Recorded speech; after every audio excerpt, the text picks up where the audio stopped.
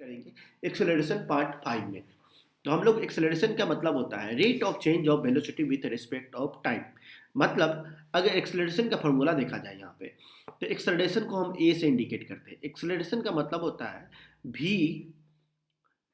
Minus u by T. v जो आपका होता है इसमें, आपका v जो होता है ये होता है फाइनल वेलोसिटी।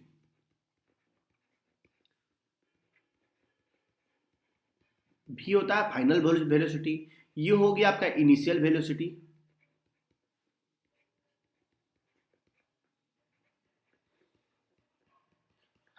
और आपका t हो गया टाइम। ठीक है, और a फॉर एक्सेलरेशन हो गया, यहाँ पे हम लोग दे देते हैं ए फॉर एक्सेलरेशन। तो ये होता है एक्सेलरेशन का फार्मूला। अब हम एक्सेलरेशन को समझेंगे। एक्सेलरेशन का मतलब क्या होता है, अगर कोई ऑब्जेक्ट, ठीक है, उसका अगर कोई ऑब्जेक्ट, अगर मान लेते हैं हम लोग कोई कार, अगर कोई कार को अगर देखा जाए, उसका शुरुआती जो स्पीड होता है उसे हम इनिशियल स्पीड बोलेंगे, जब वो स्पीड में था यहाँ से। ठीक है, यहाँ पे एक कार बनाएंगे,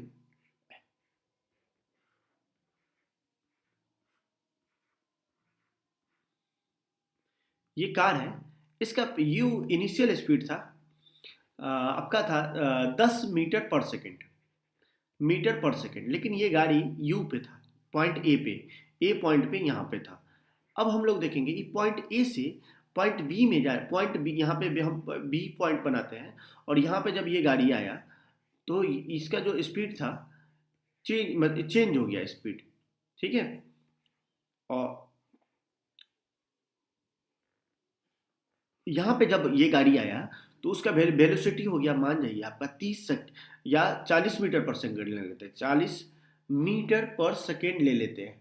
ठीक है, और यहाँ से यहाँ आने में इसको टाइम लग गया, इस गाड़ी को यहाँ से यहाँ आने में लग गया, टाइम लग गया आपको, आपको टाइम लग गया 6 सेकेंड। तो पूछा जाए कि एक्सेलरेशन क्या होगा, बताइए कि इसका एक्सेलरेशन क्या होगा। तो एक्सेलरेशन क्या मतलब होता है, अगर हम लोग अगर इसका डिफाइन किया जाए तो इसको बोला जाएगा, एक्सेलरेशन को अगर डिफाइन किया जाए तो यहाँ पे इसका डिफिनेशन हम लोग डिफाइन करेंगे, rate of change in velocity, rate of change in velocity with respect of time, with respect of time. उसे हम क्या बोलेंगे, acceleration, rate of change of velocity with respect of time. मतलब जब गाड़ी ए पॉइंट पे था तो उसका स्पीड 10 मीटर पर सेकंड था, लेकिन जब वो बी पॉइंट पे यहाँ पे गया तो वो उसका स्पीड क्या हो गया, 40 मीटर पर सेकंड हो गया। तो हम लोग अब निकालेंगे एक्सेलरेशन। तो एक्सेलरेशन का फॉर्मूला होता है v minus u by T होता है। और रेट, ये तो v माइनस यू क्यों करेंगे, क्योंकि rate of change of velocity निकालेंगे तो कितना वेलोसिटी चेंज हो गया, तो इसके लिए हम लोग यहाँ पे करेंगे, ये फॉर्मूला था।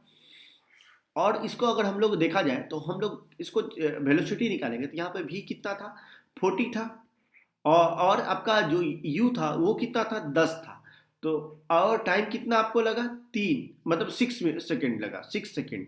तो ये कितना था, वेलोसिटी का स्पीड मीटर पर सेकेंड में आ जाएगा ऐसा यूनिट, और इसका सेकेंड का हो गया सेकेंड बाई सेकेंड। तो अब इसको हम घटाएंगे तो ये कितना आ जाएगा, यहाँ पे आ जाएगा 30/6। और इसको हम कट करें, यहाँ पे आपका जो सॉरी ये जो था 30/6 आपका आ गया।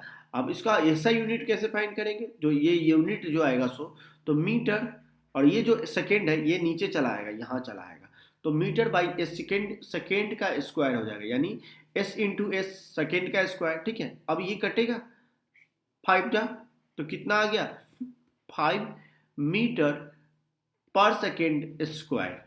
यानी इसका ऐसा यूनिट क्या होता है, मीटर पर सेकेंड स्क्वायर। इस कार का अगर देखा जाए, rate of change of velocity with respect of time, इसको हम लोग एक्सेलरेशन बोलते हैं। तो एक्सेलरेशन का फार्मूला क्या होता है, a equal to v minus u by t. हम लोग जब काइनेमेटिक इक्वेशन प्रूव करेंगे तो इस फार्मूले से पहला जो इक्वेशन होता है kinematic equation, v is equal to u plus a t, ये देखेंगे, ये प्रूफ हो जाएगा।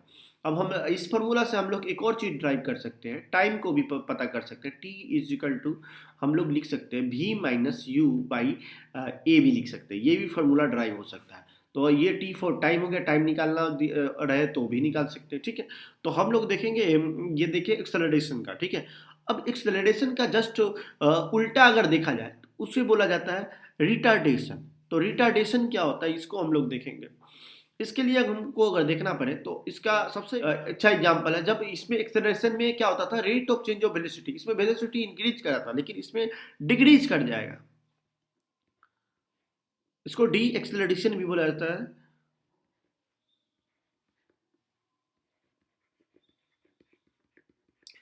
और रिटार्डेशन भी बोला जाता है।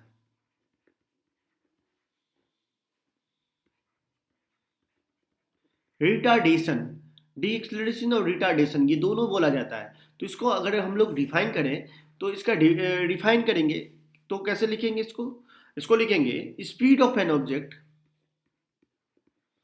Speed of an object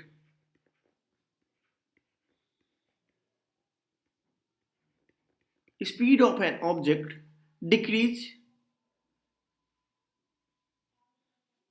speed of an object decrease,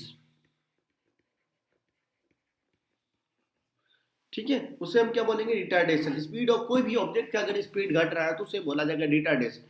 कोई गाड़ी स्पीड से चल रहा है, मान लीजिए 670 किलोमीटर पर आवर से स्पीड से चल रहा है, मान लीजिए अगर इसका में भी कार का एग्जांपल देखा जाए तो ए पॉइंट पे एक मतलब कोई भी ऑब्जेक्ट है, यानी कार हम ले लेते हैं।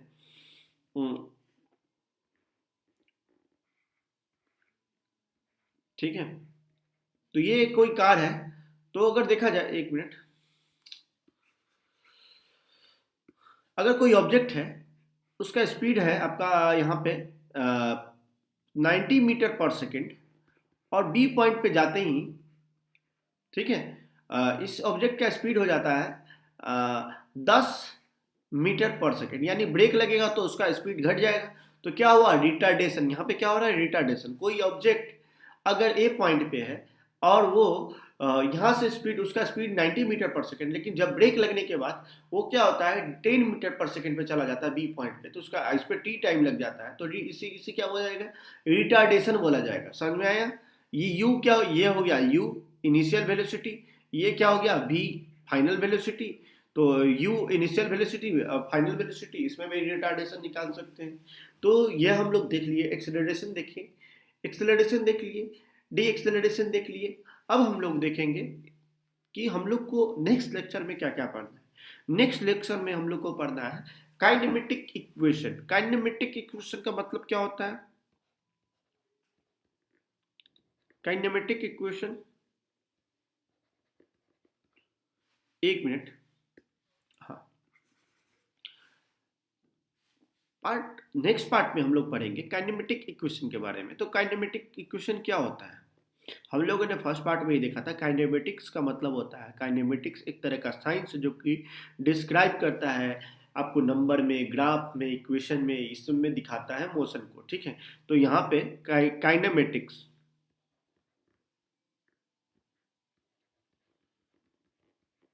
काइनेमेटिक्स, ठीक है, काइनेमेटिक्स क्या होता है, ये काइनेमेटिक्स में देखेंगे। काइनेमेटिक्स ऑफ काइनेमेटिक्स का इक्वेशन देखिए, काइनेमेटिक्स का 3 इक्वेशन होता है जिसे हम लोग बोलते हैं, ठीक है, काइनेमेटिक इक्वेशन भी बोल सकते हैं और मोशन ऑफ इक्वेशन भी बोल सकते हैं, ऑफ इक्वेशन भी बोल सकते हैं। तो मोशन ऑफ इक्वेशन ये 3 होते हैं, ये तीनों हम देखेंगे, ठीक है। तो ये तीनों हम लोग नेक्स्ट पार्ट में देखेंगे, लेकिन इसका 3 इक्वेशन हम लोग जान लेते हैं कि कौन कौन सा होता है, फर्स्ट पार्ट में ही देखे थे। v is equal to u plus a t, दूसरा होता है आपका s equal to u t plus half a t square होता है, और तीसरा आपका होता है v square minus u square is equal to 2as। ये 3 इक्वेशन होता है। इसी लॉ से हम लोग ग्रेविटेशन में भी एक पढ़ेंगे लॉ, जो कि उसमें देखना है यहाँ पे जो v है ये सब सेम रहेगा, लेकिन ए जी हो जाएगा यहाँ पे। इसका एक इक्वेशन एक और बन जाता है इस तरह का, v is equal to u plus a के बदला आ जाता है यहाँ पे जी, जी फॉर ग्रेविटेशन, ठीक है, एक्सेलरेशन ड्यू टू ग्रेविटी बोला जाता है जी को। और एस एस के जगह आ जाएगा एच, एच आ जाएगा, H for height, you t plus 1/2 ए की जगह आ जाएगा जी टी स्क्वायर, और यहाँ पे आ जाएगा v square minus u square is equal to 2 GS।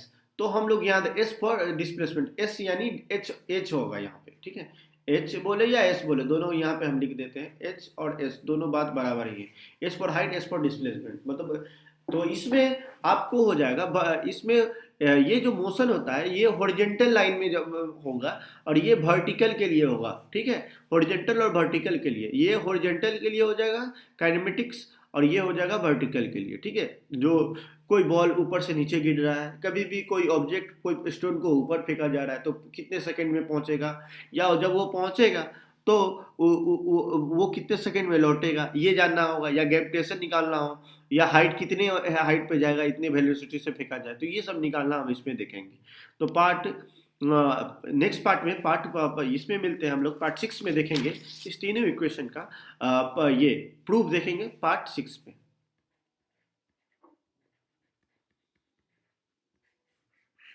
Part 6 में हम लोग देखते हैं नेक्स्ट पार्ट इसका, जिसमें हम लोग इक्वेशन के बारे में देखेंगे। Thank you.